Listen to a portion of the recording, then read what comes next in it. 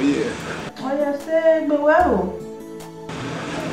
Oh, yes. I'm a wabi, any young man with jam. What was our boy? Yes. Oh, yo. I mommy, I daddy, Lola. Yes, how fine. What do you? Oh, good. Where? Yes. The package, everything is going on fine. Yes, you are working one step by step. Yes, my way was in fact, we're going to in what we do. Yes, what going on. Okay. Yes. My problem is now. You have to release her. All right. Alright, I can go on later because in a while now. My child.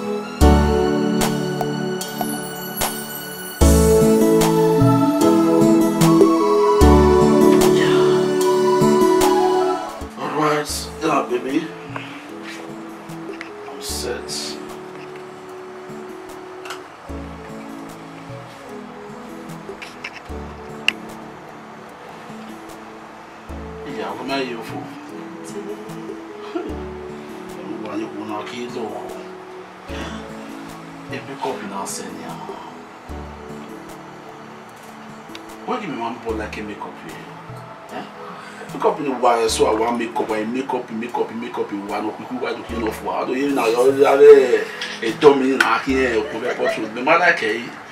It's all the light makeup. I want my before me.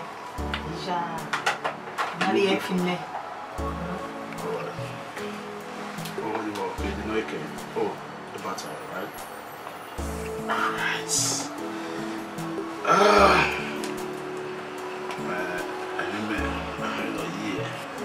Shapa. It's also more.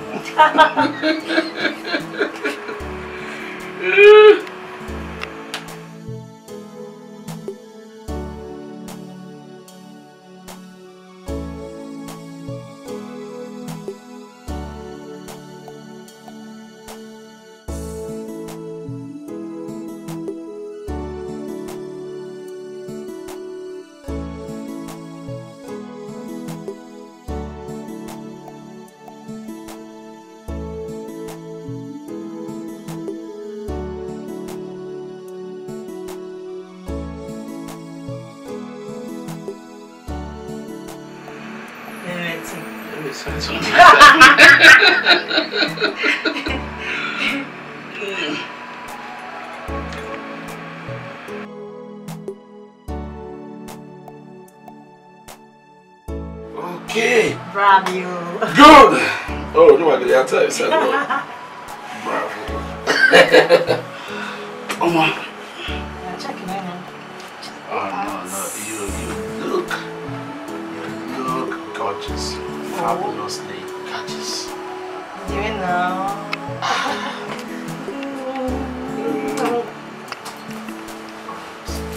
You're here.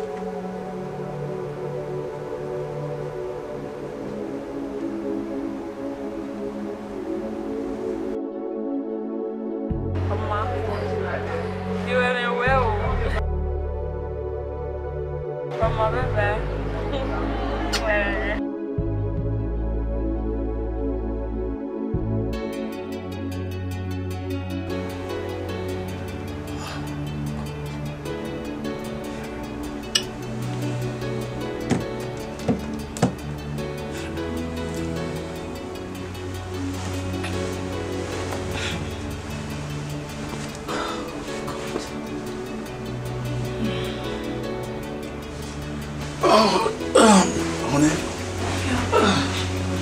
I'm sorry. I did agree. I'll tell you what TV.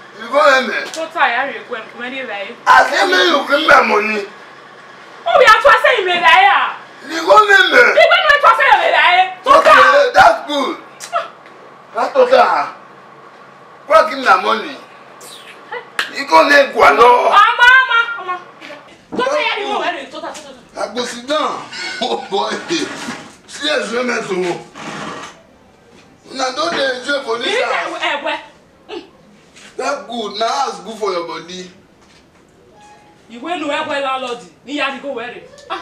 That's good. Dia. Ìwé nu dia go na ẹ lẹ́nu. Ẹ sì kọ́ ẹ. No. Ẹ sì kọ́ lẹ́nu. Awa. Ma wẹ̀ so. Okay. Landlord ẹ sì kọ́ lẹ́nu. Thank you. Wa clear. Oye. Look here. O ma have again o. You know where you are.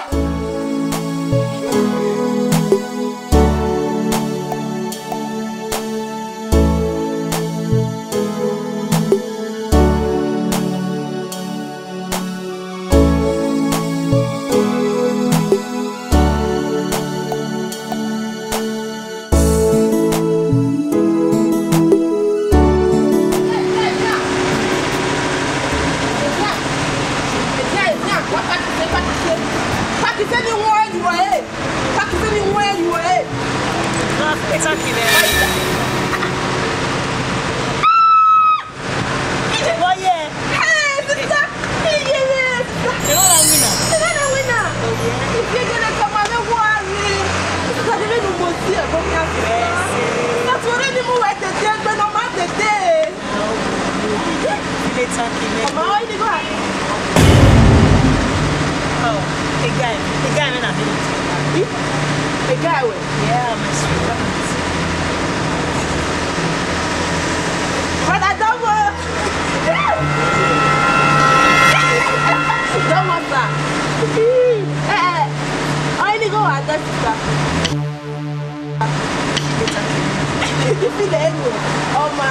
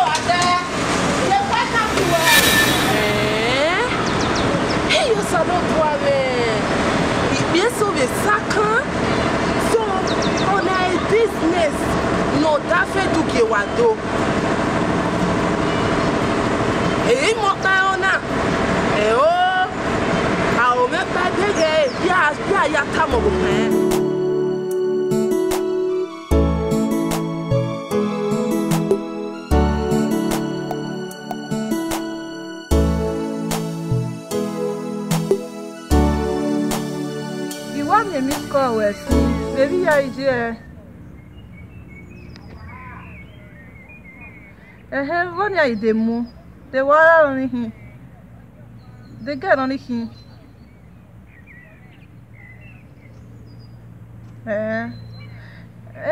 Wara na, why are in Nigeria running now? What I'm doing now? In Nigeria, why are you? Oh, my leg, be so befuana, Eviana, or me, unuta. So my leg be so befuana, Eviana, or me, unuta, Lao. Emi gwa gwa kana so omana gwa again na wa una wa we no ma we wa pin from one side when na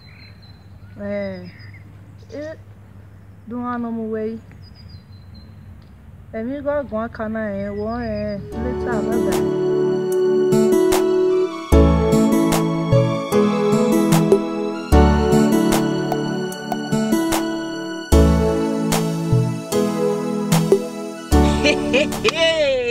Not in what I hear now. Iwe Ghana, a Ghana ye frustrated for. To Kobenia wa ya repatriate, wa ya frustrated. Where am I? Either of water to death for the criminal here for the filling station. Sister, they two were bow yeke. Oh, we are me, no ya buna, mamma, we no ya buna venago, or money conversion, Laura. We no ya buna, I bet you. Oh, we ma wedding, Nana. Wow, when you find Bogo Beroma. sister. When you ya buno, they see fun to boy volo. Okay, to a quaverio. Who we are going to wa fish yo, ne wa fish, man go fish, who ya ya fish at fish lashing. Oh, you mean I mean when now Johnny, you may now be on where you many meta. Eh? We no say what any amount of the only big women. A big woman, eh? I tell you more, but so you know me where I will bono here. And who no believe in it, sir? I maybe no more day on ya. Eh? Who get na there on you do toy we would say. Oh, wala, una when it back. Eh? You know me what my day making what to making. Where me am your door, Bonnie, or Banova, what to Vena. Nagia, here we are, you guy, you are me double hacker. Yeah, you got better. Oh, my mammy, I say, Vanipa. Don't make away your packing. What's the name of you, ma? Monia Joshua and Nugatori. When or what on you? Oh, you want what ma, we can't tell us. Eh, tell one lap, what don't making a career. Oh, wow, oh, what ballo you will have get me over one. Okay, you wait for no one or young with gay.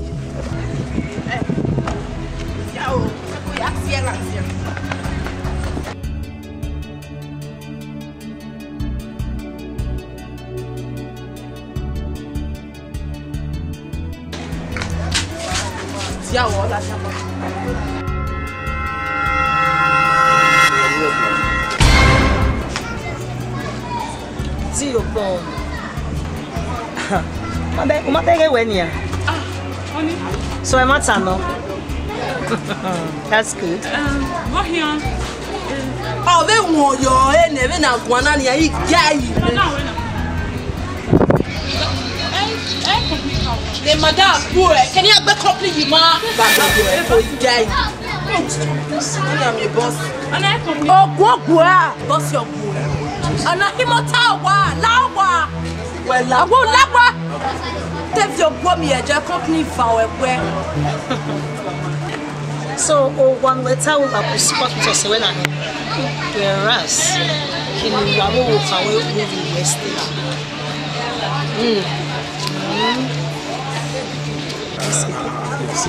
Where do you be back balloon? Yeah. Explain what? I beg your boy, better you allow me. Ah. A pound is there. What you are trying?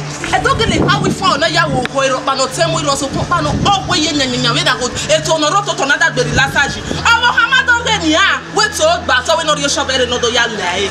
Oh, yeah, one word. You see the reason, one of say na lily, Dako, I mean, black boy. The character,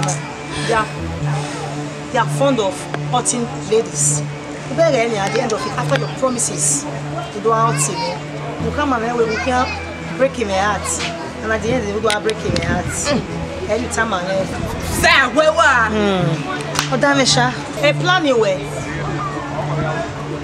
What went to you? When I am here, women who love, who are feel wise. They didn't answer a call, they might not hear over. My answer a call, it be true. You smart. Your older phone in a scroll. I saw the conversation with you and your sister. Yeah, okay. Yes. Yeah, all the matter. Allow me yeah, it couldn't win. Then when we way. About 20. Especially at 20. Oh, I bought money in Italy.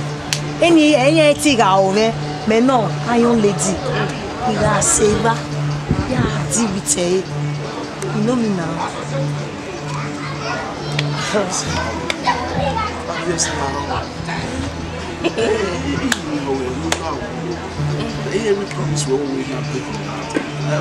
Let me say. Oh, only say. He made him here in better. I want to like me. I want my wig. Yes. I want my wig. Oh, gay. Who mommy didn't allow what's in it. I didn't allow what he come. A cackle me hammer myself. A playboy. Okay. Shake chop up. Okay. Gay. Any no one will stay. No banana, the back of banana will stay. Get the kind of job. You know, any kind of game. If you are ready, go in here, beg you. Whoa, he gets me out with you. He got me. Oh, he can't be clear. No job. Oh, yeah, we love you. What's your where? Magdalene, like many times. Botiga, my baby. I have been so hot. I can tell you, I will say, I want to come here. I do value.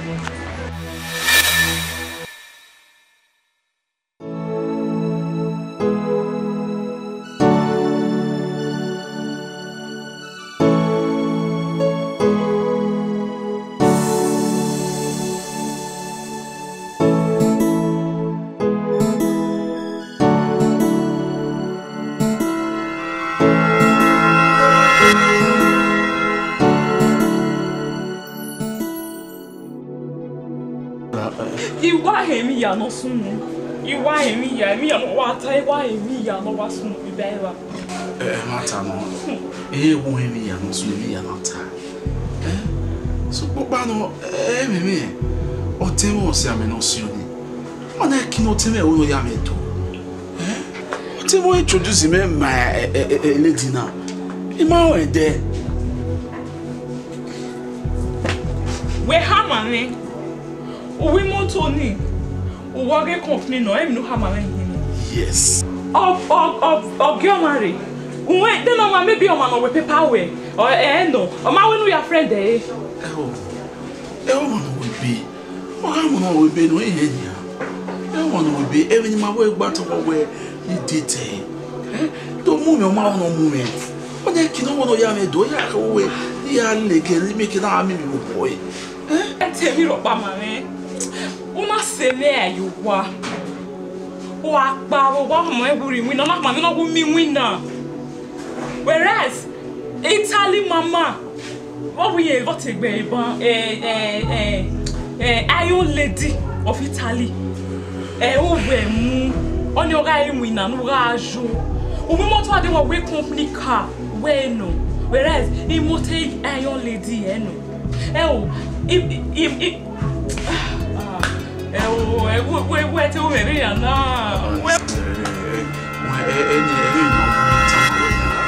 As a married man, he will win more.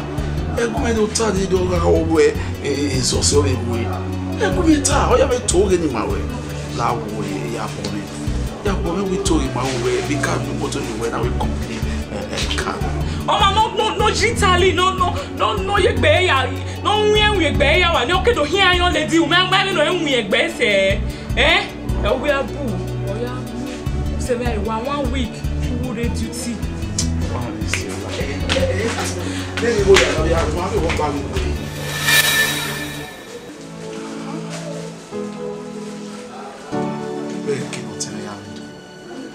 Tell me that we I am made quadro. Imagwale when I walk on me, Imagwale, Boria, Imagwale, or Tariana, Imagwale, baby. You go away, you go. Don't move me, I ever go with L.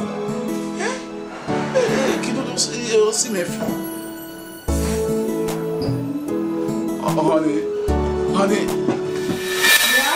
We are there, when it will Muna, whenever we not Yayabu. Whatever when you want to manage you can walk bo. Who member when we rock bar, who member who said to when we rock bar? You might have a body of you have to go depart my own mammy. I want to when we rock bar. Lado, our who have one of player they was in Nigeria B. So look beyond the way complain banner. Who when we rock bar? When it's my now, who have put them on terminal everywhere. So why do you body be? So a man complaining back. Who was now waiting with rock back? What? Maybe they were not here where, maybe you know what we are there. We are there, where's Moria? Who wants to rock back on my way out there? I make you like family. On your money, yes, and here we are in Nigeria. I go to Yania day. Why not than why I did? So what be your knee? No, I will not tell him my left one.